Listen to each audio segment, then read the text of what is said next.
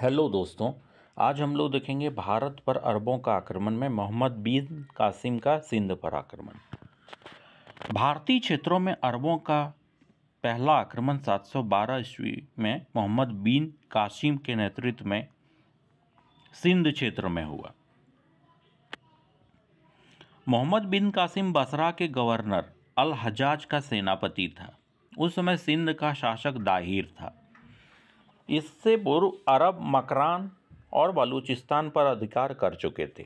भारत की तत्कालीन राजनीतिक स्थिति अस्थिर थी और उत्तर भारत में कोई केंद्रीय राजनीतिक शक्ति स्थापित नहीं थी। दाहिर भी कोई बहुत लोकप्रिय शासक नहीं था और शीघ्र ही सिंध पर अरबों का अधिकार हो गया। इसके बाद अरबों ने मीर कासिम के नेतृत्व में मुल्तान पर 713 ईस्वी में अधिकार कर लिया।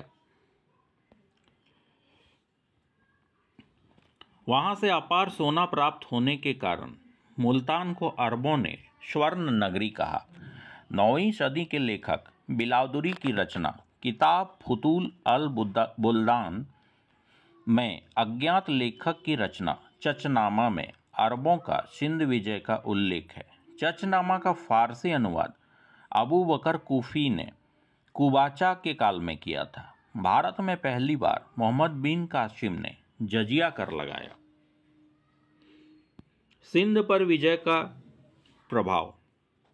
अरब लोग भारतीय दर्शन, ज्योतिषी, गणित, खगोल विज्ञान, औषधि विज्ञान आदि क्षेत्रों में ज्ञान से अत्यधिक प्रभावित हुए और अनेक भारतीय ग्रंथों का अरबी भाषा में अनुवाद हुआ।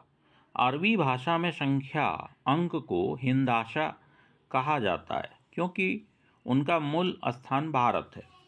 पंचतंत्र का अनुवाद कलीला एवं दमीना कहलाता है। पंचतंत्र का फारसी अनुवाद कालांतर में खुसरो के काल में नौशीरवां के नाम से हुआ। अरब ने ब्रह्मगुप्त के खंड खंडावक और ब्रह्म सिद्धांत का अरबी अनुवाद किया।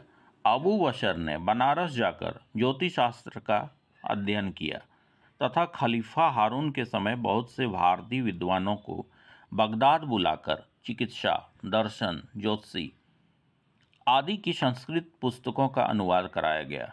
भारतीय खगोल शास्त्र के आधार पर अल फाजरी ने किताब उल जिज़ की रचना की। दूसरी तरफ भारत एक सर्वथा नवीन प्रकार के धर्म इस्लाम के संपर्क में आया और भारत में इस्लाम का प्रसार हुआ, विशेषकर सिंध आदि उन क्षेत्रों में जहां अरबों ने अपना प्रभाव स्थापित कर लिया था। Thank you for watching.